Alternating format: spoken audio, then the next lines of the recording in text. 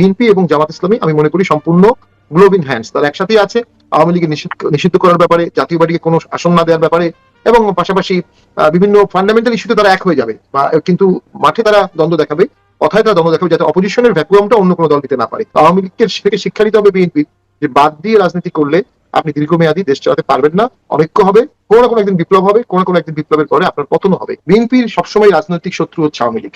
এই আওয়ামী লীগকে কমব্যাট করতে গিয়ে তার রাজাকার, আলবদর, যুদ্ধাপরাধী, স্বাধীনতা বিরোধী, মুসলিম লীগ সবাইকে তার সাথে নিতে হয়েছে। জাসদ, বামপন্থী যারা করেছিল, যারা অ্যান্টি আওয়ামী লীগ, পুরো বিএনপি হচ্ছে একটা anti Awami club as it was started, এবং সেই অ্যান্টি আওয়ামী ক্লাবে মুক্তিযোদ্ধাও ঢুকেছে, আবার অ্যান্টি মুক্তিযোদ্ধাও ঢুকেছে, মুক্তিযোদ্ধা ঢুকেছে।